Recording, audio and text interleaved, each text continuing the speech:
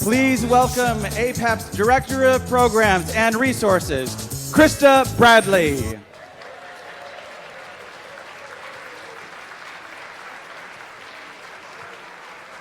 morning, everyone. The Association of Performing Arts Professionals wishes to pay respect to the many indigenous tribes of New York whose ancestors have been here since time immemorial and whose people still reside here. We acknowledge that we are gathered on the island of Manhattan, or Mannahatta, and are situated on land that is homeland to a number of indigenous peoples. We pay respect to their elders, past, present, and future, including the Lenape peoples, the Manhattan, the Canarsie, the Shinnecock, the Reguanac, and the Munsee, who all consider this their homeland. Manhattan has a rich and complex history and has always been, and continues to this day to be, a place where indigenous people call home. We pay respect to all of their ancestors, past, present, and future, and we respect that many indigenous peoples continue to live and work on this island and acknowledge their ongoing contributions to the area.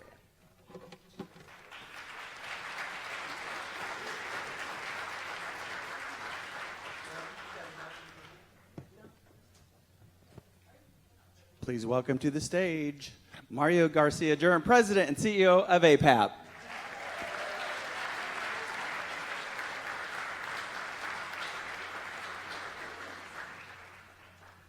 Good morning. It seems like you're all feeling pretty well. How are you feeling? That's great. Thank you so much for joining us in the closing plenary. We actually never know, with a lot of people departing on Monday, if anyone will show up for the plenary, so this makes my heart so happy, so thank you for joining us. I want to take the opportunity to thank all of our sponsors, our volunteers, our production crew, and all the folks that work behind the scenes to make this conference a success. And I want to thank and acknowledge again the superb leadership and guidance that we received from the 2019 conference co-chairs. I think a number of them are here. Please stand Beatrice Thomas if you're here, Lynn Fisher, Shanta Thake, and Marty Wallison, who I know is not here. So thank you. There's Shanta over there. Thank you. They, as I've mentioned in other talks, they really worked very, very hard for this. I also want to thank the conference committee. It was a huge committee, and again, they were very, very involved and committed, and I want to thank them very, very much. At this point, I want to personally acknowledge and thank our hardworking APAP team. I'm going to name some names, and if you can hold your applause to the very end, but it's very important to acknowledge these individuals. Vicki Abrash, Jason Allen, Alicia Anstead, Teresa Bennett, Krista Bradley, Kristen Cooper, Leah Freelinghausen, Kevin Hasser, Jarrell Jenkins, Melinda Lambert, Sarah Martin, Judy Moore, Sue Noseworthy, Robbie Otley, Kim Park, Megan Redmond, Andrew Riblett, Katrina Robinson, Keisha Shorter, Margaret Stevens, Jenny Thomas, I have a number more, so hang on. Sarah Torrey, Ellen Wallace, our on-site conference team, Adam and Christy Kissick, Jennifer Engel, Kate Powers, Steve-O Arnozzi, Caitlin Sapinor-Davis, Bill Carlton, Tim Phillips, Hannah Byam, Marvin Frazier, Eve Lyons, Don Walker, Jake Zipansky, Linda Nelson, and our signers, Mara Zuckerman, Amy Rubinger, and Beth Zurif. And any of you who I've just mentioned, please stand up. Please stand up, my staff. Thank you, thank you, thank you.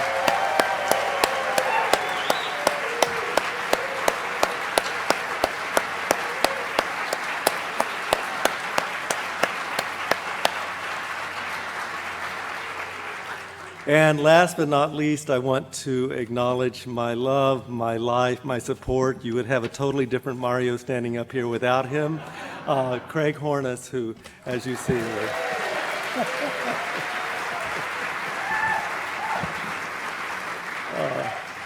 did I miss anyone? Great, all right. You know listing lists, you all know that.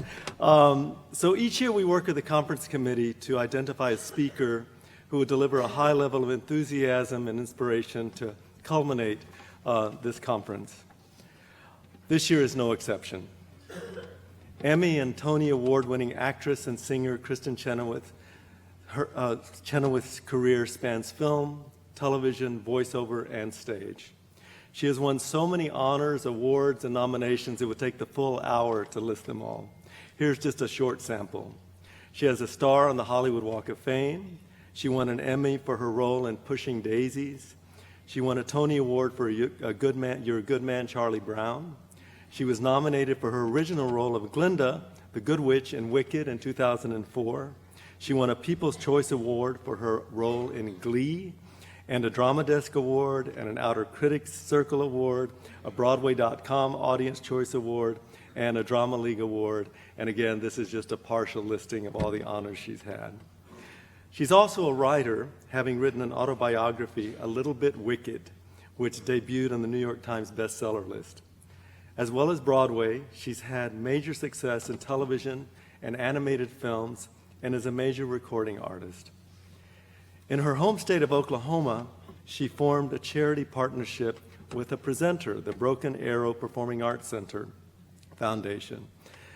Chenoweth's accomplishments were honored by the Performing Arts Center officially by them naming their house the Kristen Chenoweth Theater in 2012. Kristen is also a passionate supporter of charities which dedicate their time and efforts to help those in need, and she's passionate about her belief in ending prejudice and intolerance. And in speaking with a number of you who've actually had the pleasure of working with her, I heard nothing but rave reviews about how wonderful she is to work with, what a great human being. And I also have to personally say that her stance and being a great advocate for equality in marriage really has touched me personally. So at this point, I would like for you to please give a well-deserved welcome to Kristen Chenoweth.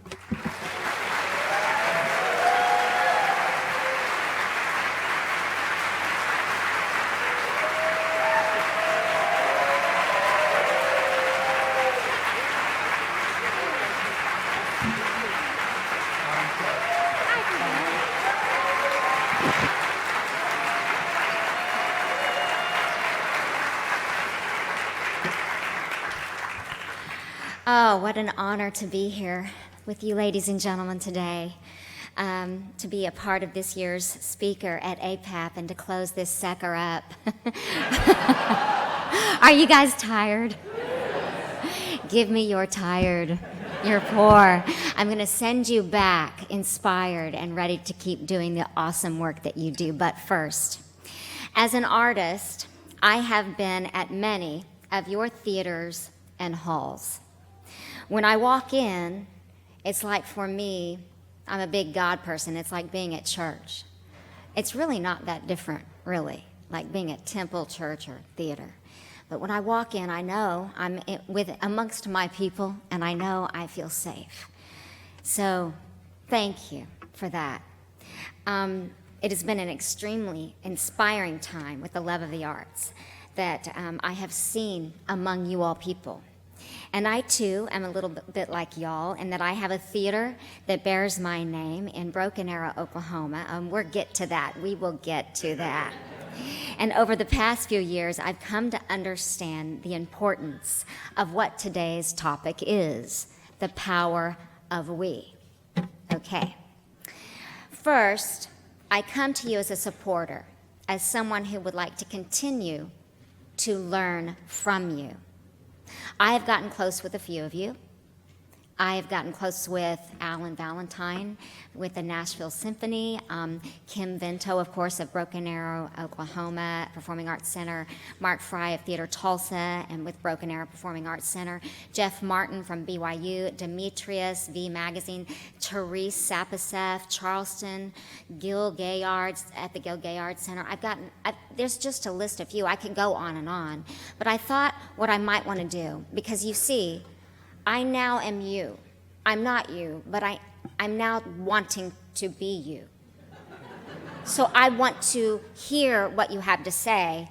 I want to know. I was supposed to have a microphone up here. Hang on. Oh, I have it. I was supposed to have a microphone. Here it is. And I wanted to actually ask you guys, seriously, from your heart, some of the questions that I want to know as an artist when I come into your halls and I see the awesome things that you're doing, not just your seasons, but arts education, things like that. I would like to just meet some of you people. So don't get nervous. There's no pressure here.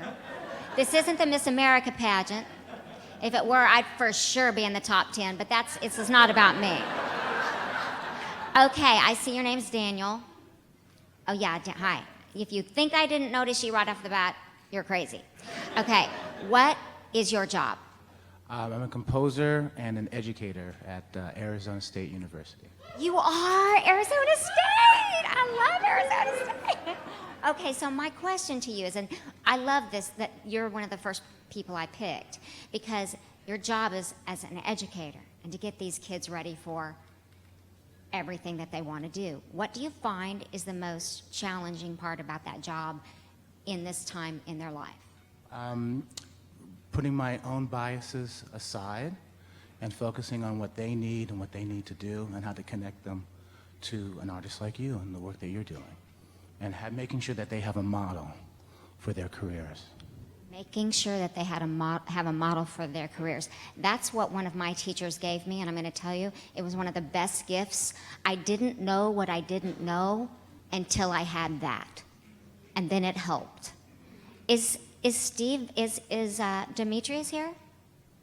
Is Therese here? Therese, I'm coming towards you, but I'm crawling over these people. Hi, hello, hello. I'm not sick, nothing's wrong. Okay, Therese, hi baby. Okay, so tell everyone your job and where you're at. I'm the entertainment programming manager at the Charleston Gilliard Center. I loved it so much, and you have fabulous clothes. Okay, I think it's important to get the real important stuff out right away. Can you tell me a little bit about what all y'all do there, just besides putting on a season, or just what's the most fun part about your job? Sure. We are able to bring in students from Title I schools, and we support them fully without a barrier-free arts education. And we bring them into the schools. We go into the schools, and we also bring them to the Charleston Gilliard Center and bring the arts into the community. That's probably the most important thing as I've come to do my shows, because you guys helped me get your own talent to join me on stage, which I do every show, and it's actually selfish because they make me look better, and I don't have to do very much of the work. I just sit back and sing and critique and be like, "You're wonderful." Okay, where's Kim Vento? Kim, Mark. Oh, okay. Now this is like me going over to my brother and sister here. Mark is the one that said, "Hey, they want to name the theater after you in Broken Arrow," and I said, "I'm not old enough, clearly, or tall enough." And they said, "Yes, you are. In fact, on both counts, you are." And I wanted to ask Mark, when you first came to me and we were at Mel's Diner in LA, what did you think I was going to say, and what did you think I was going to give back to? Did you think I was going to be a part of it? You know, sometimes people lend their name to something, and then what was your hope? Well, can I just take this? Thank you. So,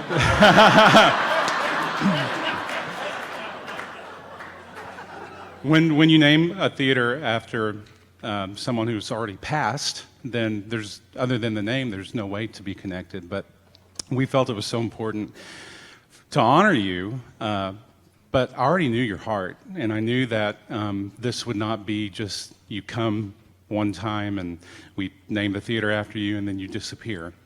But what you've done is invest, and mainly, I mean, your time, your money, your love, your energy, and I think it's amazing what we've been able to do in 9 years. And 5 years with an educational fund that we've created. So I had all the hopes in the world sitting at Mel's. I really did. And because I knew who you were, I know your family, and what a partnership. It was the right thing, and you inspired me. You believed in me, and somebody died and gave us a lot of money, and thank God they did, because all we had was Sonic. We had Sonic and football. Now, Kim, Kim is also running the theater for us now, and Mark is moving into working with Tulsa, but moving into a new transition. We're building a creative arts center next door, where it's an after-school special after-school program. I'm dating myself, where kids will come and learn about the arts and also get fed. Because Oklahoma, I'm sure, as most of you know, a lot of our states are struggling with their finances. And so, Kim, what have you found the most challenging part of taking over and running this theater, Broken Arrow Theater, Oklahoma? So let me just say, she did not tell us what she was going to ask us. So we're just running on the fly. First of all, if you notice, Mark has big shoes. They're hard to fill. But I do my best to step into those. How I got started, actually, is I worked at the theater in a different role. Started volunteering years ago. Just wanted to help out. Been in fine arts all my life. And as things transitioned and Kristen came on board and we started these dreams, things that started in the beginning that we never knew were going to happen, I thought, man, my heart is in this. With all the things we've done, being able to step into that director's position is very nerve-wracking. Not the idea that I don't know how to run the theater, but we dream big and we have big things coming. Do we know how to do that? We don't. We don't know. We've never done this. But together, the power of we, if there's anything that I could say, the power of we is all the people, Kristen, Mark, our board, our community, our chamber, our school district, our state, working together like we do. We're not afraid to take on those big dreams. They're going to work out. But you got to think about the dream first and not all the problems. Think the dream, put the we together. If the we comes together, magic can happen. So I would say the hardest part is the unknown, but it's the most exciting part. So. Okay, so as I'm listening to y'all knuckleheads who I know so well talk, I'm thinking, I know all of y'all out there have had major challenges and major frustration, and we all know what it's like to put a new act in front of an older show that everyone loves, which I will get to. Okay, ma'am, what about you? Yeah, just randoms. Your name is Ellen. Ellen, what do you do? I work at the Sumter Opera House in South Carolina as an operations manager. I love opera. I will come because I believe that opera singers are telling the stories now so beautifully. And I believe there's an audience for them. And I think that, are you guys doing a lot of new work? And is it hard for you to go, yes, we're doing Bohème, but now we're doing Snowflakes on a Castle? What's going on? We actually don't do opera right now.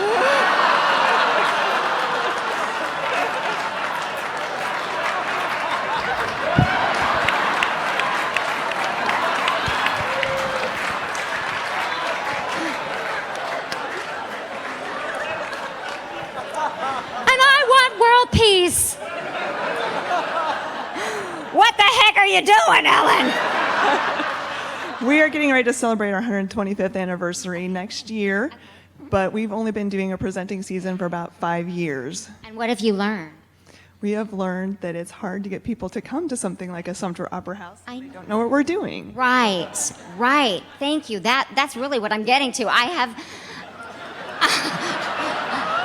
have seen and felt the struggle. But if you don't mind saying this with me, the power of we. Again, the power of we. One more time, the power of me. Now, I come to you finally, really and truly, as an encourager. It is important for you to continue the good fight. There will always be places for shows like My Fair Lady and Oklahoma and Fiddler on the Roof and Rent and Hamilton and Wicked, whatever that show is. I've heard of it. But because of you guys, shows like Peter and the Starcatcher and groups like Home Free and new and exciting works from young composers have a home in theaters like yours. I've seen it. I've been there when a lot of you have told me, look what else we're doing. Better yet, I've been inspired by a lot of you who are taking it a step further and making the arts education a big deal, a big goal. You see that if we don't start when they're young, and you all know this, remember I'm the girl that at the beginning of the speech told you I'm learning from you? I'm learning from you because I don't want just to have my name on a theater. I want to be a part of how you run it. I want to learn. You see that if we don't start when they're young, there will be no need for it. I think if we continue to push the envelope with the material that we choose to be on our stage, we will continue to inspire and reach younger audiences and keep our core. Now, finally, I come to you as an artist to thank you for what you are doing in a time when the arts funding is being cut out in most places. You all still love it, the passion, the art, the work, so much that you're continuing. And now I just want to tell you a little story. I was just in Iowa City, Iowa. Hi, Chuck Swanson, where are you? Hi, Chuck. Hi, Chuck. Chuck, I missed you. Not Iowa, but you. I'm just kidding. I like Iowa. It's the same, just like Oklahoma. But I walked into the theater at the Hansher Theater there, and they had a flood in 2008. And when I walked in, 4 girls were waiting for the artist, and they were like, hi, I'm so-and-so. And I was like, hello. They were so friendly and lovely. And then they said, this is your dressing room, and here's your sodium-free turkey, and here's your Swiss, and, here's your Lay's potato chips. And then they started judging me for what I was eating, but no, I'm kidding. Chuck came in, and he said, I just wanted to tell you a little bit about the theater. I love this place so much, and I think you're going to feel the love tonight.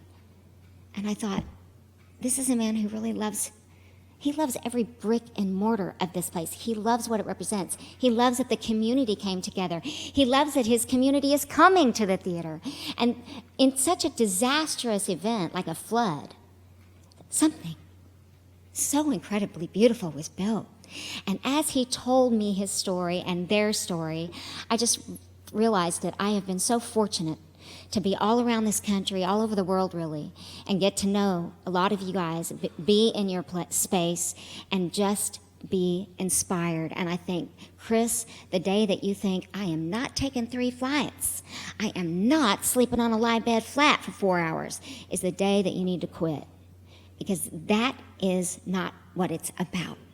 It's about pushing yourself, just like you guys, continuing to grow as an artist, just like you guys. That's what it's about. I will make a promise to you that I will continue my work of stepping outside my comfort zone as an artist. And what's more important, I will encourage other artists, all the artists that do what I do, to do the same thing. We must all keep pushing ourselves, musically, artistically, so that we can continue to grow. You guys inspire me, so I inspire you, and therefore, that is the power of we. That is the power of we, of us.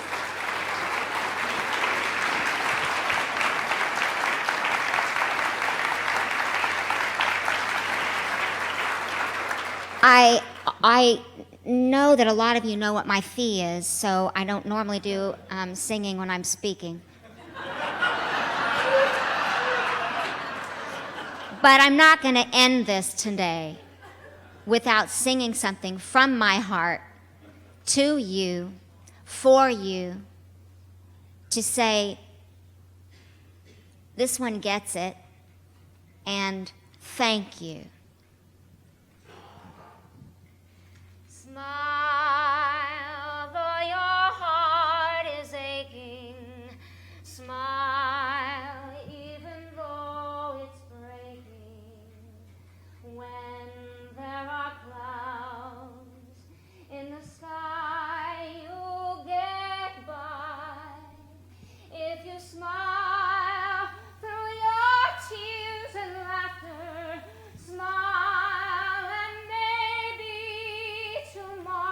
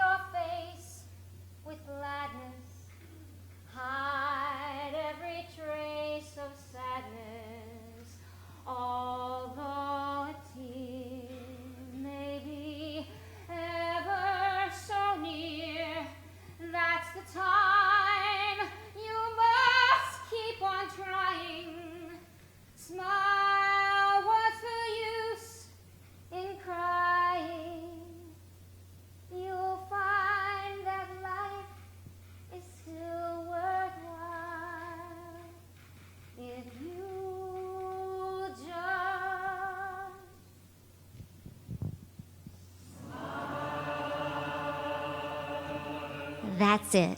Thank you.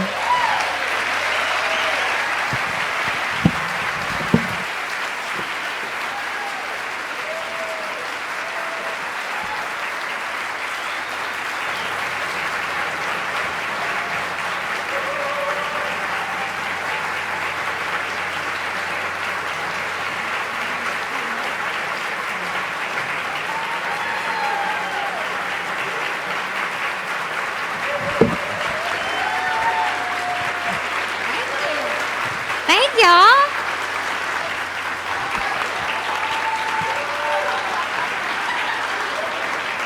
Thank you so much. Thank you. They've just asked me if I would mind doing a 20-minute Q&A, and of course I don't mind. I have time, and I would love to hear from you. Any questions? But first of all, did I have a water up here that had grape stuff in it? It's crystal light. Let the judging begin. Thank you, darling. Okay, anyone? They have a God mic out there.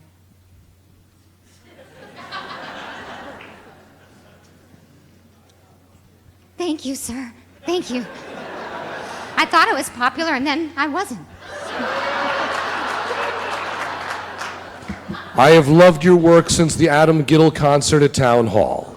Oh my gosh, I was such a baby. I can't believe you remember. I remember, and we followed your career with such joy and delight, and your commitment to the art that you were called La Machine in Wicked by the orchestra. Because even when ill, you came and you gave 100% to every performance. You never phoned it in. You were always present. Thank you. I would like to know what the roles are that you still aspire to, and what you want to be your lasting legacy that you leave to students in the future the way your teachers left to you. That's a great question, and it's the one I'm so glad you asked me, because it is becoming more about my legacy and how I want to leave my mark on this earth. You know, Wicked, we have a song called For Good, and it's about, you know, I've been changed for the better, and there's words like, you left a handprint on my heart, and how I want to be remembered. And those are now the types of questions that I've begun to ask myself in my life. And that's why the Broken Arrow Performing Arts Center has become so important to me. We have a Broadway boot camp every year at the Tony Week. We audition, we take about 40 kids, and they have a very full, intensive week. I call it Broadway Boot Camp, not Broadway Participation Award Camp.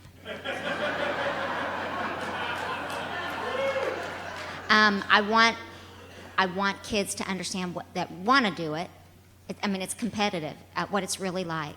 But I also want them to feel good about themselves and feel this little girl who sounds like Betty Boop and can't see over a banking teller, that, you know, no matter what the things that don't make you normal are, I want them to know those are the things that work for you. That will be probably my dying breath to every young artist. The things that you think don't work for you actually are the things that you rely on. And with Mark and Kim's help, building the Creative Arts Center for the after-school program so that we can do graphic arts, ballet, art. We can reach kids that would not have the chance like I did. I mean, my parents drove me from Broken Arrow to Tulsa so I could take ballet and piano, and they didn't have a lot of money. I mean, they just scrounged and did their best. We didn't have anything like it, so now we do. It has my name on it, and I'm going to grow it and build it. And I encourage all of you to please go on, check on my website, Broken Arrow Performing Arts Center, Christian Show and Theater, and the fund, Arts and Education Fund, and see what we're doing. I think that you'd be proud. But I know a lot of you understand what I'm doing, and I know a lot of you are doing it. So that's what I'm going to do. That's my legacy. And I'm going to get somebody in my camp is going to get, I know a kid already. He's going to get a Tony, and he's going to get a Grammy. I already know this kid. He's from Miami. So you heard it here first.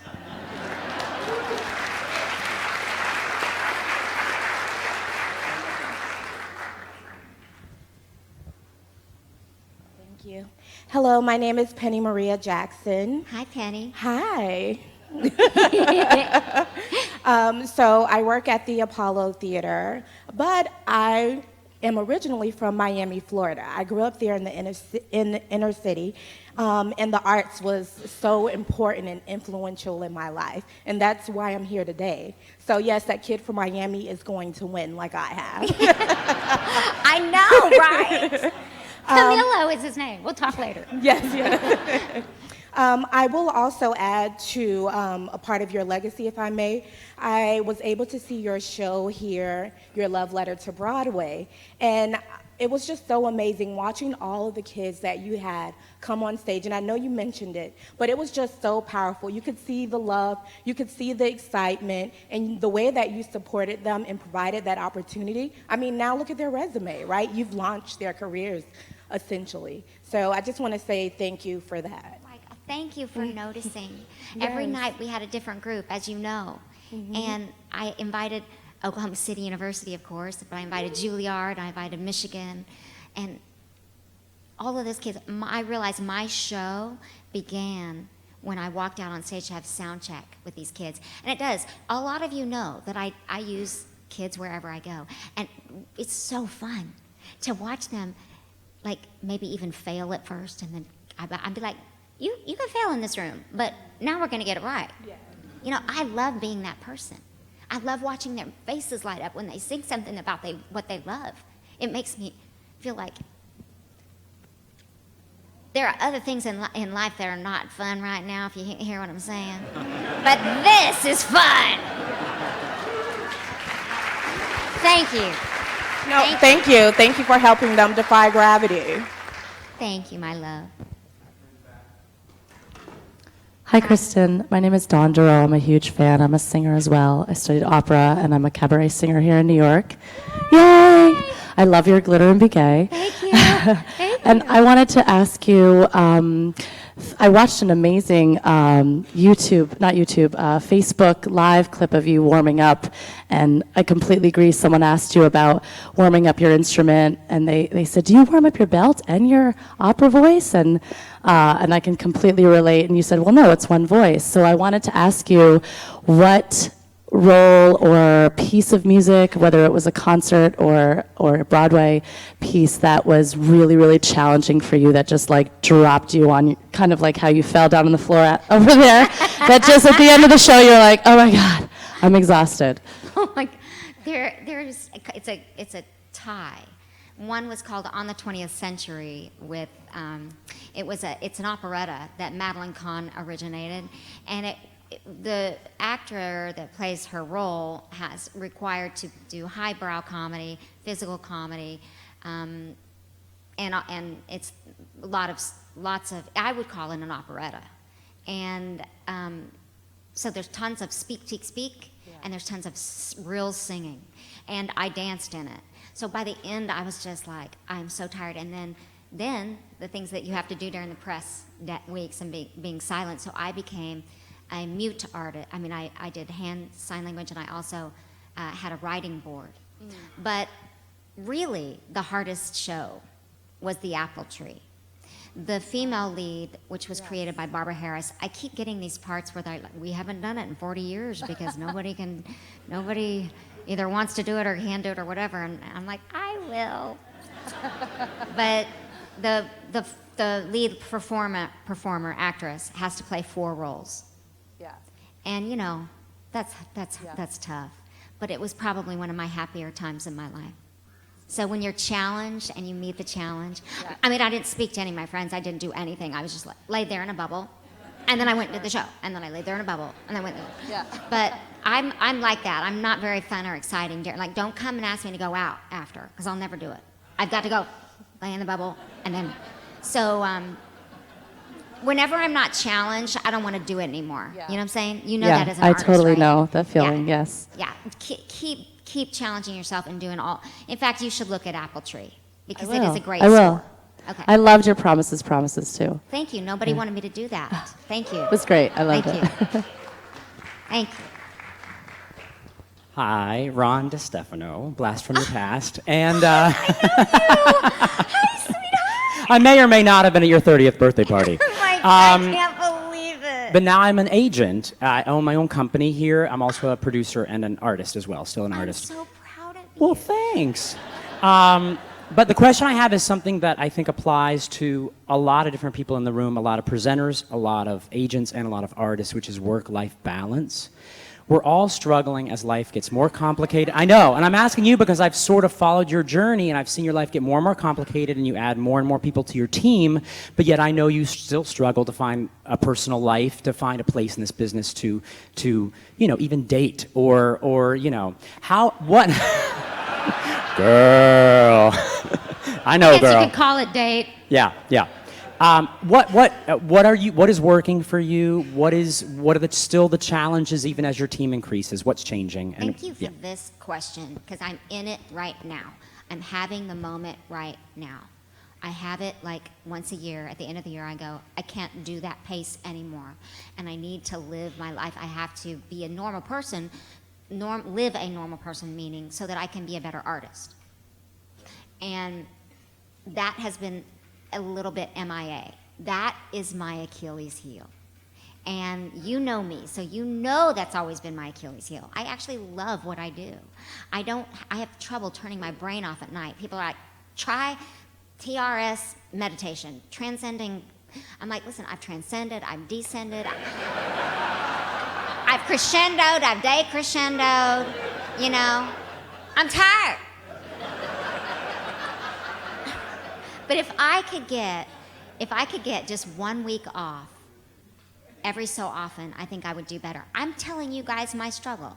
This is not, there's no good, I'm telling you that it is a struggle and that it's a champagne problem, because this past fall, for example, I did a special about the 15 years on Wicked. We had to film that and shoot it and rehearse it. I did a coming home special about me coming home on, I believe it was ABC. I did a Super Bowl commercial that I'm not supposed to tell you yet. I did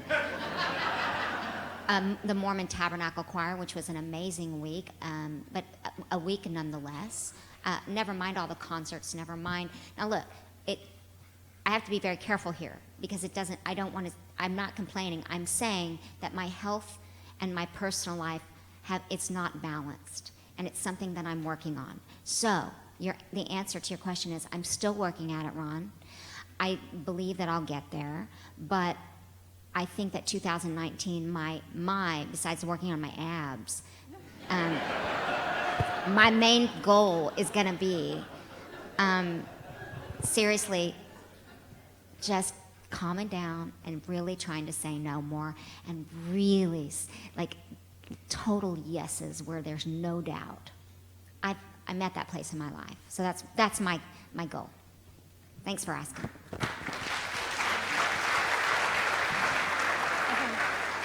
Good morning. Steve Heath from Alma Artist Booking in Michigan.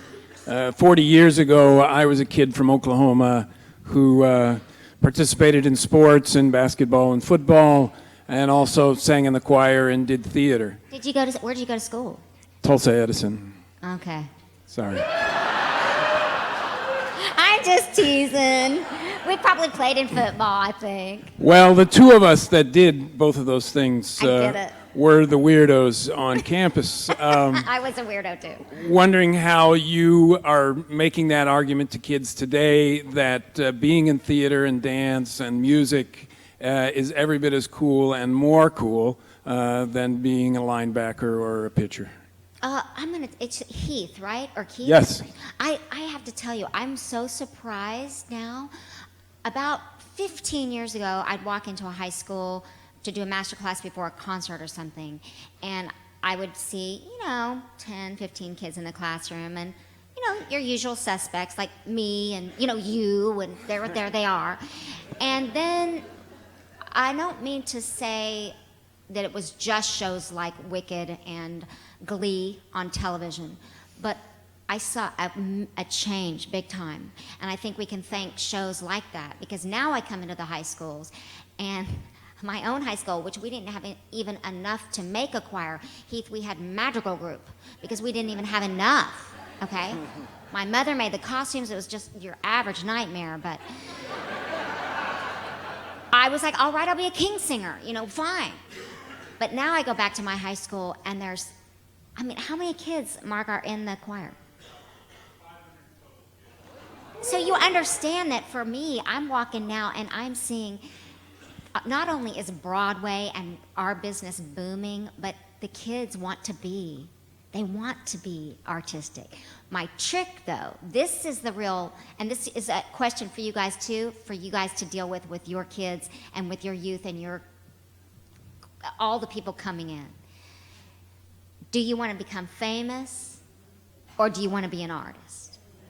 If you want to be famous, I say, go make a sex tape.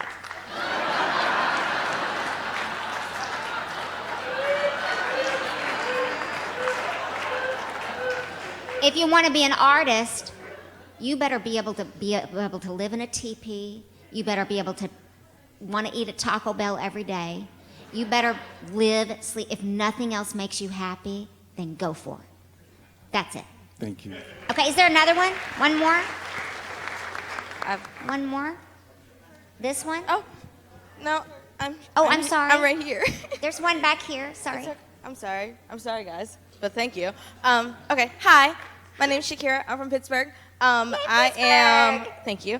I am a fellow, an arts management fellow at Alumni Theater Company, which is a theater company that I am a founding member of, 10 years this past year. Good for you. Good for you. And I work with kids. I'm young, okay? I'm already young. So they're like, oh, you're cool. Right, but no, I want you to be great. So when you have children that are naturally talented and that rely on their natural talent, how do you, in Broadway boot camp, push them the step further? Because yes, you can twirl and you can spot, but I am bored watching your face. How do you say that or get that across without tearing down their confidence? I want you to be confident, but I want you to work. It's a tricky line, tricky web we weave there, because you have the introvert kid who doesn't know how talented they are, and then you have the kid who is just, there she is. She's Glenda. She's just perfect. She's perfect. You have to deal with them two different ways, and I'm learning myself. It's shocking to believe that I was not shy, but I was not out in front in the center. If I was front and center, it was because I was little, and even then, I was like, okay, same. Same. But the confidence I got was from my teacher saying, you're little, but you're very good. And when you start to know that you're good in the right way, you'll own it. Oh. So I began to own it. But it was never overconfidence. It was owning it. The same has to be said for the talented one, the one that my teacher said to me, my mentor, later in life, when I came to audition for OCU, I sang, oh, New York, New York. Oh, I know, I'm sorry. And I sang it, I thought, and I belted the big last note and sang, and I think I did the splits at the end. And I'm not kidding. And she said to me, my teacher looked at me, and she said, I can't wait to teach you how to sing. And I said, what do you mean? What do you mean? And she said, you can sing, you can dance, but sing here. And she said something that I teach my kids all the time, and it involves with dance too. We sing it because we can't speak it anymore. And dance is an extension of that. So you tell them that. We sing it because we can't speak it. And right now, you're not singing it. You're singing it. There's a million great voices. I mean, way more talented than I ever thought I could ever be. But they just stand there, and there's nothing going on. So I hear you, but you encourage, say the truth. Maybe not like that, but say. Sing it, girl. Sing it from here. It's not just, I would rather see this falter for a second so we can hear this. Okay. I want to say to you guys, thank you so much for having me. Have fun. Congratulations. You have a great week. And much love.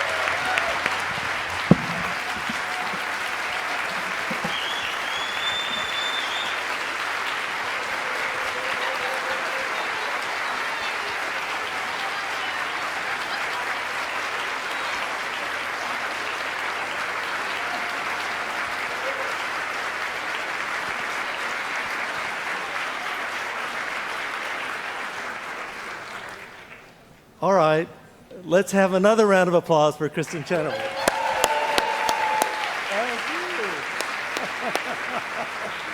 And thank you so much to ICM Partners who helped us bring Kristen. All right, well, that concludes our conference. Have a great year. Goodbye.